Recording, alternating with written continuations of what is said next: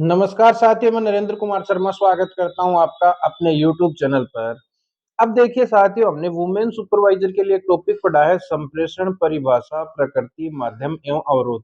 ये टॉपिक हमने पढ़ लिया है साथियों। आज हम इसके एमसीक्यू करेंगे, यानी मल्टीपल चॉइस क्वेश्चन करने वाले हैं साथियों।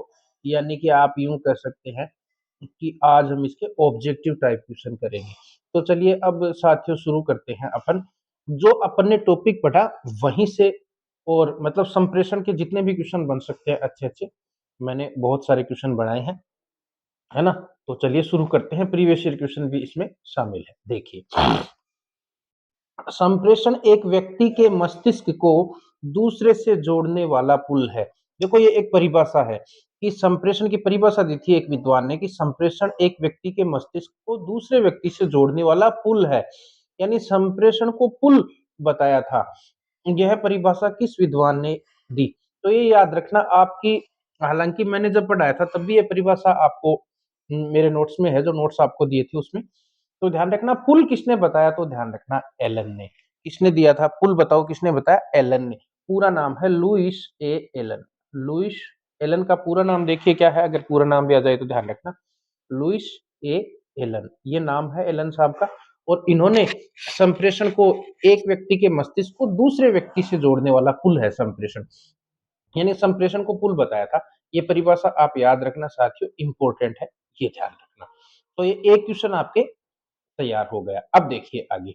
अब अपने जो टॉपिक है ना, उससे मैं आपको भी पूछूंगा, आप कमेंट बॉक्स में इनका उत्तर देना, आपसे भी पूछूंगा और मैं बताऊंगा भी। देखिए अगला प्रश्न क्या है, निम्नलिखित में से कौन सी एक संप्रेषण की विशेषता नहीं है? अब एक बात बताओ आप, मैंने आपको संप्रेषण की विशेषताएं लिखाई थी, उसकी ट्रिक भी बताई थी। तो संप्रेषण की जो विशेषताएं थी उनमें कौन सी नहीं है, एक बार मैं फिर से आपको याद करवा दूंगा। द्विपक्षीय प्रक्रिया, व्यापकता, स्थिर प्रक्रिया, उद्देश्यपूर्ण और अर्थपूर्ण। तो देखो, द्विपक्षीय प्रक्रिया तो है क्योंकि संप्रेषण में दो पक्ष होते हैं। संप्रेषण में देखो, उस दिन मैंने समझाया था, आपको याद हो तो, संप्रेषण में व्यक्ति भले ही एक से ज्यादा हो सकते हैं लेकिन पक्ष दो ही होंगे। दो पक्ष कौन से होंगे? देखो, एक तो बोलने वाला, एक तो कौन होगा बताओ? बोलने वाला। और एक पक्ष कौन सा होगा? सुनने वाला। बस ये दो ही पक्ष होंगे। अब मान लो एक प्रिंसिपल है, प्रिंसिपल खड़ा होके और स्कूल में मान लो 250 बच्चे हैं, 250 बच्चों के सामने बोल रहा है, तो प्रिंसिपल तो हो गया बोलने वाला एक पक्ष, और जो 250 बच्चे सुन रहे हैं, तो देखो संख्या तो इनकी 251 हो गई। अगर वैसे देखें तो 250 ये एक संख्या तो 251 हो गई, लेकिन पक्ष दो ही है, प्रिंसिपल बोल रहा है, बच्चे सुन रहे हैं। तो द्विपक्षीय प्रक्रिया, ये ध्यान रखना। ये मैंने उस दिन भी समझाया था कि संप्रेषण के पक्ष दो हैं, लेकिन उसमें व्यक्ति कम से कम दो होते हैं, दो से ज्यादा भी हो सकते हैं, ये आप ध्यान रखेंगे।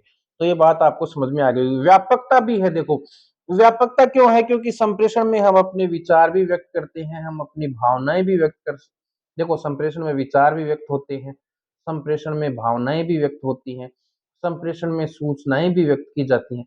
तो इतनी सारी चीजें होने के कारण ये व्यापकता भी इसमें है, ये मैंने आपको समझाया था। आप देखना पीछे का वीडियो। स्थिर प्रक्रिया, बताओ स्थिर प्रक्रिया है कि बिल्कुल नहीं है? मैंने जब आपको समझाया था तो कहा था कि संप्रेषण एक गतिशील और सतत प्रक्रिया है। ध्यान रखना, संप्रेषण कैसी प्रक्रिया है? गतिशील और सतत प्रक्रिया। क्यों? क्योंकि संप्रेषण चलता ही रहता है, लगातार चलता रहता है, गतिशील प्रक्रिया है, निरंतर चलने वाली प्रक्रिया है। बताओ, आप जब सुबह उठते हो तब से किसी से संप्रेषण करना प्रारंभ करते हो। जैसे सुबह उठे, अपने भाई बहनों से बात किए, फिर आप स्कूल में गए, स्कूल में अपने सर से बात किए, फिर दोस्तों से बात करी आपने, उसके बाद घर वापस आ रहे थे, रास्ते में आपको कोई मिल गया, उससे बात की, फिर घर पे आके बहन से बात की। तो बताओ, संप्रेषण चलता रहता है। इसका मतलब संप्रेषण रुकने वाली स्थिर प्रक्रिया नहीं है भाई, गतिशील है। तो ये इसका उत्तर हो जाएगा। क्या पूछा है? कौन सी एक संप्रेषण की विशेषता नहीं है? तो ये आ जाएगा इसमें। और उद्देश्यपूर्ण अर्थपूर्ण प्रक्रिया भी है। संप्रेषण की देखो, मैं विशेषता एक बार आपको वापस समझा देता हूं, हालांकि मैंने याद करवा दी थी, ट्रिक भी बताई थी। ट्रिक किसी को याद हो तो बताना, क्या ट्रिक बताई थी? तो देखो ध्यान रखना, संप्रेषण की विशेषता क्या क्या है, याद कर लेना आप सभी भी। संप्रेषण की विशेषता, तो मेन मेन विशेषताएं मैं बता देता हूं। देखो, द्विपक्षीय प्रक्रिया है, दो पक्ष होते हैं। उसके बाद में देखिए, गतिशील प्रक्रिया है, ध्यान रखना, गतिशील व सतत प्रक्रिया है। गतिशील व सतत, सतत का मतलब लगातार जारी रहने वाली। उसके बाद उद्देश्यपूर्ण और अर्थपूर्ण भी है। उद्देश्य होता है संप्रेषण, ऐसे नहीं होता बिना बिना उद्देश्य के कभी भी संप्रेषण नहीं होता, ध्यान रखना। तो उद्देश्यपूर्ण और अर्थपूर्ण। उसके बाद में देखिए कौन सी विशेषता है, इसमें कम से कम यानी दो या दो से अधिक व्यक्तियों की आवश्यकता क्या होगी, दो या दो से अधिक, कम से कम दो व्यक्ति तो चाहिए ही चाहिए संप्रेषण में, दो से ज्यादा भी हो सकते हैं, तो कम से कम दो व्यक्ति या दो से ज्यादा व्यक्तियों की आवश्यकता आवश्यकता होगी। उसके बाद क्या होगा सर, उसके बाद व्यापकता या व्यापक क्षेत्र, बहुत सारे क्षेत्र इसमें शामिल है, ध्यान रखना। इसमें विचार भी है, इसमें भावनाएं भी हैं, इसमें सूचनाएं भी हैं। और इसके अलावा ये मुख्य रूप से शाब्दिक और अशाब्दिक दोनों तरह का होता है। संप्रेषण कैसा होता है, शाब्दिक और अशाब्दिक दोनों तरह का होगा दोस्त, है ना। और अर्जित कौशल है, संप्रेषण को आप प्रैक्टिस द्वारा, मेहनत द्वारा अर्जित कर सकते हैं, ये जन्मजात नहीं होता, अर्जित किया जा सकता है ना। इस तरह की कुछ विशेषताएं थी, स्पष्टता, सटीकता, बहुत सारी चीजें थी, है ना। और इसमें देखो एक ये है अंतः क्रिया तथा फीडबैक आवश्यक, फीडबैक आवश्यक। ये कुछ विशेषताएं थी, और पूरा डिटेल से इसको पढ़ना हो, आपको पूरी विशेषताओं को डिटेल से पढ़ना हो तो आप पीछे वाला वीडियो एक बार देखें ना, उसमें और इसके अलावा भी बहुत सारी विशेषताएं बताई हैं और ट्रिक भी बताई थी। इस इन विशेषताओं की क्या बताई थी, ट्रिक। तो ये ट्रिक देखनी है और पूरी विशेषताएं ढंग से याद करनी है तो आप पिछला वीडियो देखो, क्योंकि अभी अपन एमसीक्यू पे चल रहे हैं ना, तो अपन ज्यादा बात एमसीक्यू की करेंगे आज। अब देखिए संप्रेषण मूलतः क्या है, तीसरा प्रश्न है संप्रेषण मूलतः क्या है। तो देखिए संप्रेषण बताइए, एक यांत्रिक प्रक्रिया है या एक गत्यात्मक प्रक्रिया है या एक स्थिर प्रक्रिया है या एक भौतिक प्रक्रिया है। देखो हमने संप्रेषण की विशेषताओं में मैंने बता दिया कि संप्रेषण एक गतिशील प्रक्रिया है, गतिशील एवं सतत प्रक्रिया। तो इसका आंसर हो जाएगा एक गत्यात्मक प्रक्रिया, स्थिर नहीं है, गतिशील है भाई। अगर संप्रेषण की प्रक्रिया स्थिर हो जाएगी तो फिर हमारा जीवन ही रुक जाएगा, है ना। इसलिए तो संप्रेषण, संप्रेषण का मतलब एक दूसरे से बातचीत करना। मैं आपको साधारण शब्दों में संप्रेषण का अर्थ बता देता हूँ। अपन अपनी दैनिक जीवन की आवश्यकताओं की पूर्ति के लिए एक दूसरे से जो बातचीत करते हैं वही संप्रेषण है। अपने विचारों का, अपने भावनाओं का, देखो तीन चीजें याद रख लो संप्रेषण में, अपने विचारों, यदि विचारों, भावनाओं, भावनाओं, सूचनाओं का आदान प्रदान, यही संप्रेषण है। सूचनाओं का आदान प्रदान, आदान प्रदान, यही संप्रेषण है ना। अब देखिए आगे, आधुनिक समय में संप्रेषण का सबसे तेज माध्यम कौन सा है। देखो संप्रेषण का सबसे तेज यानी आप संप्रेषण किसी को अपने विचार भेज रहे हो, सबसे फास्ट किससे पहुंचेंगे। देखो पत्र, पत्र तो आप आज भेजोगे तो कम से कम भी मान के चलो आप मिनिमम 3 दिन या उससे ज्यादा मिनिमम, ठीक है। रेडियो में अगर संप्रेषण है तो रेडियो में देखो क्या होगा, जैसे अभी कोई कार्यक्रम रिकॉर्ड करेंगे, अभी कोई कार्यक्रम रिकॉर्ड करेंगे, वो कल कल प्रसारित हो गया परसों, तो उसमें मान लो 2 दिन रेडियो में भी लग जाते हैं संप्रेषण में, है ना। कोई सूचना रिकॉर्ड की तो उसमें टाइम लग जाता है। टेलीग्राम, टेलीग्राम में भी समय लगेगा, टेलीग्राम में थोड़ा कम समय लगता है, 1 दिन मान लो या 2 दिन मान लो इसमें भी। लेकिन सोशल मीडिया, सोशल मीडिया या आप इसको कह सकते हैं जैसे व्हाट्सएप मान लो, सोशल मीडिया में क्या आ गया, जैसे व्हाट्सएप आ गया, आपके फेसबुक आ गया, ट्विटर आ गया, इसमें तुरंत चली जाएगी सूचना। बताओ कब चली जाएगी, तुरंत चली जाएगी, इसलिए इसका उत्तर आ जाएगा सोशल मीडिया। क्या आ जाएगा, सोशल मीडिया।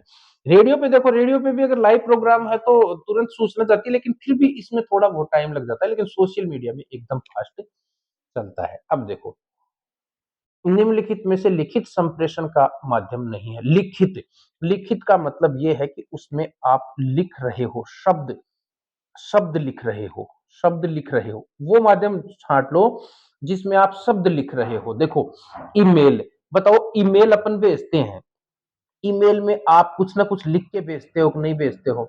आपने कोई फाइल भी भेजी तो उसमें भी कुछ ना कुछ लिखा हुआ होगा, यानी ये तो लिखित माध्यम हो गया।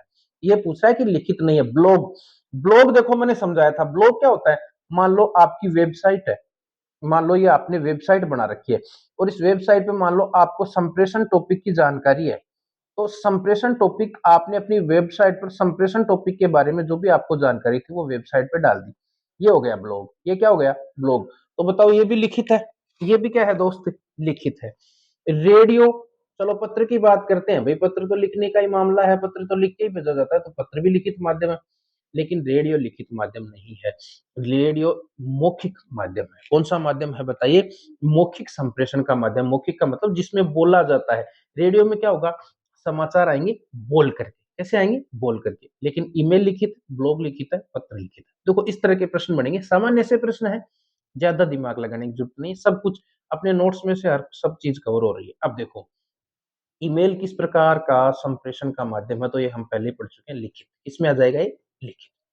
अब देखो चेहरे के हाव भाव, आंखों के इशारे किस प्रकार का संप्रेषण है। एक बात सुनना सारे, एक तो लिखित संप्रेषण होता है, एक तो क्या होता है? लिखित संप्रेषण। सुनना, लिखित संप्रेषण। एक आपके होगा मौखिक संप्रेषण, मौखिक संप्रेषण। और एक आप इस मौखिक के ए लगा दो, अमौखिक संप्रेषण। अमौखिक या इसी का दूसरा नाम है अवाचिक संप्रेषण। क्या हो जाएगा बताओ? अवाचिक संप्रेषण। सुनना, लिखित का मतलब है जिसमें आप संदेश को लिख करके दोगे, लिख करके संदेश होगा। संदेश कैसा होगा बताओ? लिख करके, ठीक है। मौखिक में संदेश होगा बोल करके, जैसे टेलीफोन मान लो इसका उदाहरण, बोलकर संदेश दोगे आप। अब अमौखिक या अवाचिक में क्या होगा? बिना बोले। मौखिक का मतलब बोलना था, तो आ गया ना, यानी बिना बोले संदेश देना। बोलो बिना बोले किसी को संदेश दे दे, ठाकुर जी बावड़ी बात कर रहे हो क्या? बिना बोले संदेश कैसे देंगे? बिल्कुल दे सकते हैं। जैसे आंखों के इशारे से। इसमें क्या क्या आ जाएंगे? आंखों का इशारा, आंखों के इशारे से बताओ बुलाते नहीं है क्या लोग? आंखों के इशारे से, है ना। और मान लीजिए आपके हाव भाव से, आपके बैठने के ढंग से संप्रेषण होता है। तो इसमें आप बिना बोले संप्रेषण कर रहे हो, इसलिए ये अमौखिक या अवाचिक संप्रेषण करता है। अवाचिक है ना। तो देखो क्या कह रहा है? चेहरे के हाव भाव, आंखों के इशारे इस प्रकार का संप्रेषण है, बिना बोले हो रहा है। लो जी, अवाचिक या अमौखिक। बोलो। ठीक है सर। संप्रेषण में समय संबंधी अवरोध क्या कहलाते हैं? अब देखो ये अवरोध के क्वेश्चन बहुत सारे लिए हैं मैंने, क्योंकि अवरोध टॉपिक पे जोर दे रखा है और शानदार टॉपिक है ये। अवरोध से क्वेश्चन आपके आने की संभावना ज्यादा है। तो देखो अब मैं आपको एक बता देता हूँ, खाली पेज पे बता देता हूँ। एक अवरोध होता है क्रोमेटिक अवरोध, उसके बारे में थोड़ा सा मैं बता देता हूँ। देखो एक अवरोध मैंने बताया था, आप पढ़ना, है ना। मैंने बताया था क्रोमेटिक अवरोध। जब मैंने अवरोध पढ़ाए थे पिछली क्लास में, मिल जाएंगे आपको, मैंने डिटेल से पढ़ाए थे, तो उसने लोगों ने देखा ही नहीं, व्यूज ही नहीं आए उस वीडियो पे, क्योंकि सबको यूं लगता है कि बड़ा पढ़ा रहे हैं सर, तो लेकिन बड़ा पढ़ोगे तभी क्वेश्चन कवर होंगे साथियों, ये ध्यान रखना। क्रोमेटिक अवरोध का ध्यान रखना, समय संबंधी अवरोध। क्रोमेटिक अवरोध क्या होता है? समय संबंधी अवरोध। समय संबंधी अवरोध का मतलब ये है कि अगर किसी भी कारण से आपका संदेश देर से पहुंच रहा है, किसी भी कारण से, किसी भी कारण से कारण से आपका संदेश देरी से पहुंच रहा है, देरी से पहुंच रहा है, पहुंच रहा है, या ज्यादा समय लग रहा है, ऐसे मान लो, या समय क्या लग रहा है? ज्यादा समय लग रहा है, ज्यादा समय लग रहा है, तो उसको क्रोमेटिक अवरोध कहते हैं। तो वो कौन सा अवरोध कहलाएगा? क्रोमेटिक अवरोध है। कैसे देरी से पहुंच सकता है सर? सुनो, जैसे मान लो एक तो दूरी ज्यादा हो, मान लो आप जिसको संदेश पहुंचा रहे हो उसकी दूरी ज्यादा। मान लो आप यहाँ पे रहते हो, आपका दोस्त अमेरिका में रहता है, आपने उसको लेटर भेजा, तो वो कॉमन सी बात है, उसमें टाइम लगेगा। ठीक है। दूसरा, मान लीजिए आपने ईमेल भेजा था, गुरुजी हम लेटर भेजेंगे क्यों, ईमेल भेजेंगे। ईमेल भेजा, मान लो आपने यहाँ पर 5 बज रहे थे, हिंदुस्तान के 5 बज रहे थे, 5 बजे भेजा। लेकिन जब कहते हैं कि यहाँ पर दिन रहता है तो अमेरिका में रात होती है, तो वहां रात हो रही है और वहां रात हो रही है, तो आपका दोस्त तो बेचारा सोया पड़ा है, सोया पड़ा है, तो आपने भले ही मेल भेजा, उसके पास पहुंच भले ही तुरंत गया, लेकिन वो उसको उस समय नहीं पड़ेगा। क्यों? क्योंकि टाइम जोन का अंतर, ध्यान रखना इसमें कौन सा आ जाएगा? जब दो देशों के बीच टाइम जोन का अंतर हो, जब टाइम जोन का अंतर हो। टाइम जोन का अंतर समझते हो ना? जैसे अपने यहाँ टाइम अलग होता है, दुबई में टाइम अलग होता है, अमेरिका में अलग होता है। अपने यहाँ दिन रहता है, वहां रात रहती है। तो आपने संदेश भेजा, वहां पर रात हो रही थी, दोस्त ने संदेश नहीं पढ़ा, उसने जब वो उठा ना सुबह, वहां जब सुबह हुई तब उसने पढ़ा। तो बताओ आपको फीडबैक उसने थोड़ी देर बाद में दिया तो समय लग गया संप्रेषण में, तो ये हो गया क्रोमैटिक अवरोध। आशा करता हूँ क्रोमैटिक अवरोध आपकी समझ में आ गया होगा। यानी समय संबंधी अवरोध है, समय संप्रेषण में समय अधिक लग रहा है, तो कहने का मतलब देरी से संदेश पहुँच रहा है, तो वो क्रोमैटिक अवरोध कहलाता है, ध्यान रखना। याद रखना ये टर्म्स आ सकता है भई, क्रोमैटिक अवरोध। क्रोमैटिक अवरोध है दोस्तों, कौन-सा है? क्रोमैटिक तो देखिए मैं कहाँ गया हूँ? हाँ, संप्रेषण में समय संबंधी अवरोध तो ये आ जाएगा क्रोमैटिक अवरोध। कौन-सा आ जाएगा? क्रोमैटिक अवरोध आ जाएगा, ये ध्यान रखना, क्रोमैटिक अवरोध ये हो जाएगा। अब जैसे देखो इन ओरों की भी बात कर लेते हैं अपन, ओरों की भी अपन बात कर लेते हैं। अब ये संचरण अवरोध में ध्यान रखना आप जैसे आपके इंटरनेट में दिक्कत है ना? पुराने और खराब उपकरण है, तो वो संचरण अवरोध कहलाएगा। यांत्रिक अवरोध ध्यान रखना, ये भी उपकरणों से संबंधित है, कोई मशीन या उपकरणों में खराबी से संबंधित है, मशीन या उपकरण में खराबी, बिजली सप्लाई में बाधा, बिजली सप्लाई खराब है मान लो तो वो यांत्रिक में आ जाएगा। वो किस में आ जाएगा दोस्त? यांत्रिक में। यानी बिजली सप्लाई में बाधा है, कोई भी उपकरण या मशीन खराब है ना, यंत्र खराब है तो वो यांत्रिक अवरोध। वैयक्तिक अवरोध का मतलब व्यक्ति की वजह से अवरोध होते हैं, ये मैंने डिटेल से पढ़ाए थे।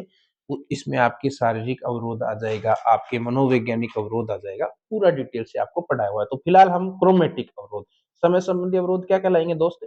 क्रोमैटिक अवरोध। अब देखो संप्रेषण की प्रक्रिया में न्यूनतम कितने व्यक्तियों की आवश्यकता होती है? तो न्यूनतम कम से कम 2 व्यक्ति चाहिए।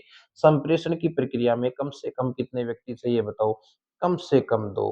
कम से कम कितने होने चाहिए दोस्त? कम से कम 2 होने चाहिए। 2 से ज़्यादा भी हो सकते हैं लेकिन कम से कम 2 होने चाहिए। अब देखो, ये एक परिभाषा है मैंने पहले ही पढ़ा दी थी। कौन, क्या कहा, किस माध्यम से, किसे, किस प्रभाव से, यह संप्रेषण मॉडल किसका है या ये संप्रेषण की परिभाषा किसने दी है? तो कौन, क्या, कब, कहाँ, इस तरह की चीजें आ जाए ना तो ध्यान रखना लास्वेल। क्या याद रखोगे? लास्वेल। यानी आप ऐसे कहोगे कि कौन, क्या, कब, कहाँ की बात लास्वेल कर रहा है, वेल वेल तरीके से कर रहा है। कौन, क्या, कब, कहाँ की बात वेल अपडेट तरीके से कर रहा है लास्वेल।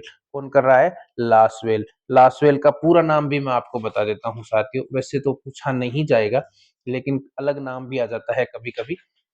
हेराल्ड डी लासवेल, पूरा नाम क्या है?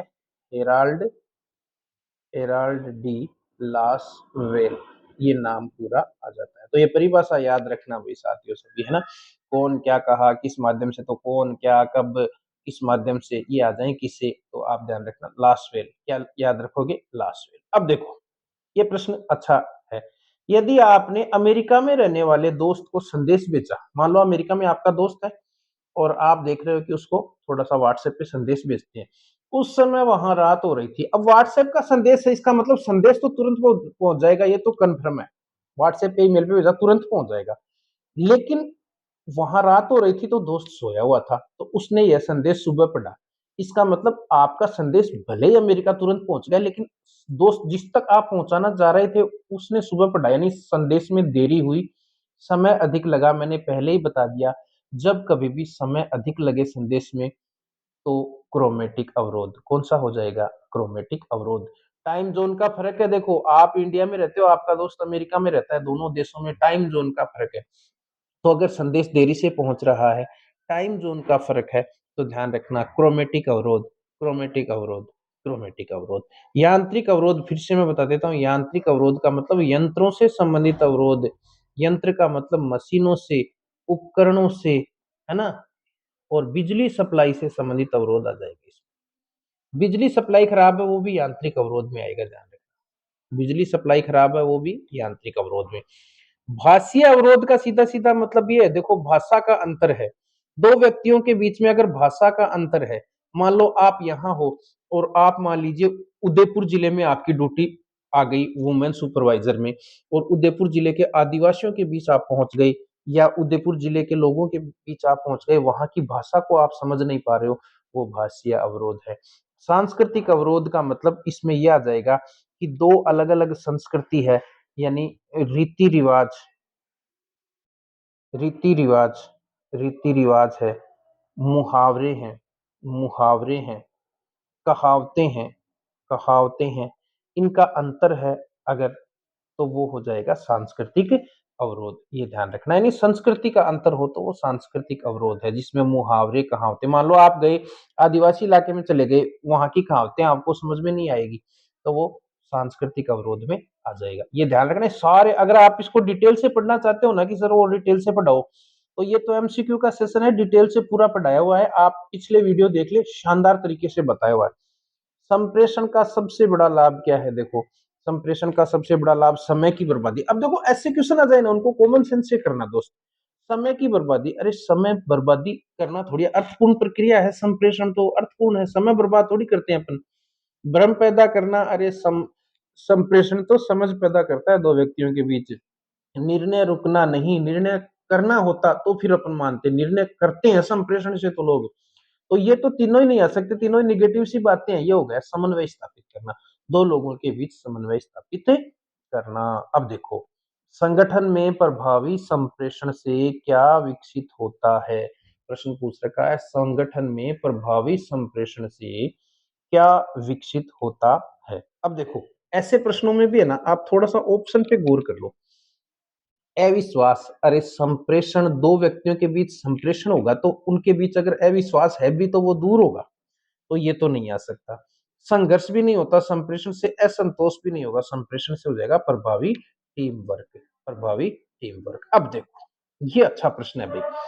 माना कि आप झुंझुनू जिले के निवासी हैं, यानी आप मान लीजिए अभी झुंझुनू जिले के निवासी हैं तथा महिला पर्यवेक्षक के रूप में आपकी पोस्टिंग भीलवाड़ा जिले में हो जाती है। मान लो आप महिला पर्यवेक्षक बन गए, भीलवाड़ा जिले में चले गए, वहां पर आप अपने स्टाफ के साथियों की बातें समझने में परेशानी का अनुभव करते हैं। अब बताओ, वहां की भाषा और यहाँ की भाषा तो अलग है भाई, झुंझुनू की अलग है, भीलवाड़ा जिले की अलग है, तो वहां के लोगों की बात आपको समझ में नहीं आएगी। यह किस प्रकार का संप्रेषण अवरोध? देखो शानदार प्रश्न है भाई, ध्यान से सुनना। आप झुंझुनू जिले के हो, भीलवाड़ा में चले गए, वहां के लोगों की बातें समझ में नहीं आ रही, क्यों नहीं आ रही? क्योंकि उनकी बोली या भाषा अलग है। तो भाषीय अवरोध कौन सा हो जाएगा? बताओ, भाषाई अवरोध। बताओ क्या जोर आया? क्रोमेटिक में कौन सा आ जाएगा दोस्त? सर क्रोमेटिक में तो समय संबंधी अवरोध आएगा। कौन सा अवरोध आएगा बताओ? समय संबंधी अवरोध। समय संबंधी अवरोध का सीधा सीधा मतलब ये है कि दो देशों के बीच अगर समय का अंतर है, टाइम जोन अलग अलग है, तो वो क्रोमेटिक में आ जाएगा। सांस्कृतिक का मतलब दो संस्कृतियों के बीच का अवरोध। दो संस्कृतियों दो संस्कृतियों के रीति रिवाज, रीति रिवाज रीति रिवाज रीति रिवाज, परंपरा, कहावतें, मुहावरे आदि अलग अलग होते हैं। आदि क्या होते हैं बताओ? आदि अलग होते हैं, तो ये हो गया सांस्कृतिक अवरोध। आदि अलग होते हैं। भाषाई अवरोध, दो अगर भाषा अलग अलग हो तो यानी समझ नहीं आ रही, तो भाषाई अवरोध। भावात्मक अवरोध, भावात्मक अवरोध का मतलब होता है घबरा जाना, है ना? भावात्मक अवरोध का मतलब सीधा सीधा क्या होगा? देखो, भावावेश के कारण घबरा जाना, वो भावात्मक अवरोध होता है। तो ये आपके ध्यान रखना, तो ये क्रोमेटिक में आ जाएगा भाई, नहीं भाषाई अवरोध में आ जाएगा, सॉरी, इसमें आ जाएगा भाषाई अवरोध में। अब देखो, हकलाना तुतलाना किस प्रकार का अवरोध है? ध्यान रखना, हकलाना और तुतलाना शारीरिक अवरोध। कौन सा हो जाएगा?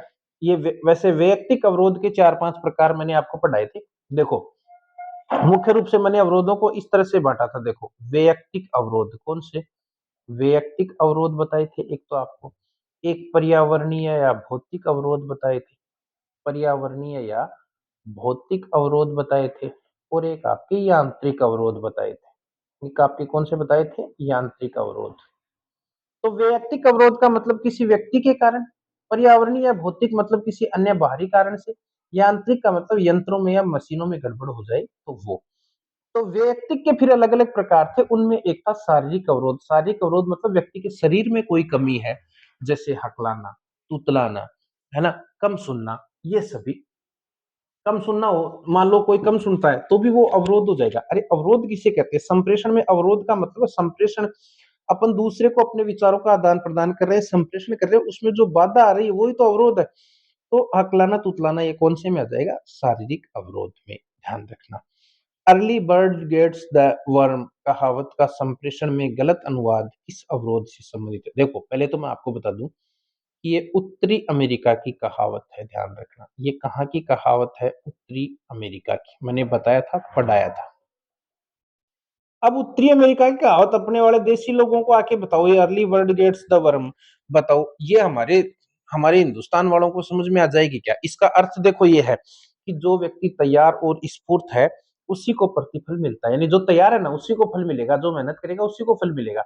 अब ये early birds gets the worm आप हमारे हिंदुस्तानी लोगों को समझाओ, भले जिसको इंग्लिश आती हो वो उसको भी समझाओगे तो वो भी इसका सही अर्थ नहीं निकाल पाएगा। तो कहने का मतलब संस्कृति का फर्क है। मैंने बताया था ना, कहावत है, मुहावरे हैं, रीति रिवाज है, अलग अलग हो तो वो सांस्कृतिक अवरोध में आ जाएगा। याद करो, ये देखो अभी लिखा है कि दो संस्कृतियों के रीति रिवाज, परंपरा, कहावत, मुहावरे अलग अलग होते हैं, इसी को सांस्कृतिक अवरोध कहते हैं। तो एक कहावत है तो कहावत है, इसलिए सांस्कृतिक अवरोध में चली जाएगी। बताओ किस में चली जाएगी? सांस्कृतिक में। शारीरिक में क्या आ जाएगा बताओ? शारीरिक में ध्यान रखना, शारीरिक में हकलाना क्या आ जाएगा? हकलाना, तुतलाना, कम सुनना, कम सुनना, कम सुनाई देना, वो शारीरिक में आ जाएंगे।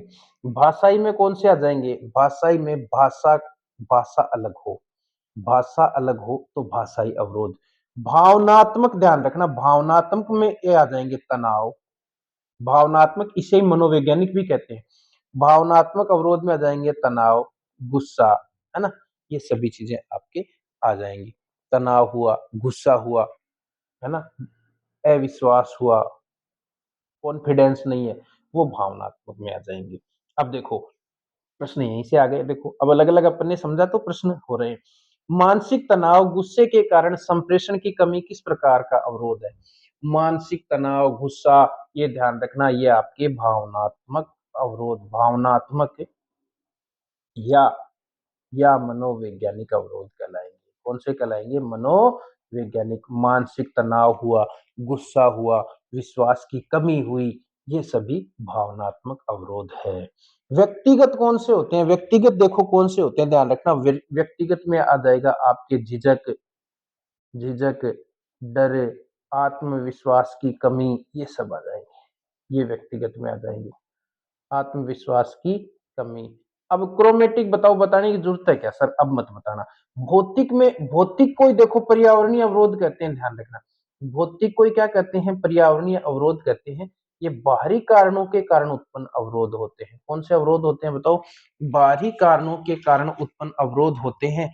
और इसी में एक तो शोर आ जाएगा। भौतिक अवरोध में क्या आ जाएगा दोस्त? शोर आ जाएगा। इन्हीं को पर्यावरणीय या भौतिक एक है। इन इसमें एक आ जाएगा तकनीकी कारण।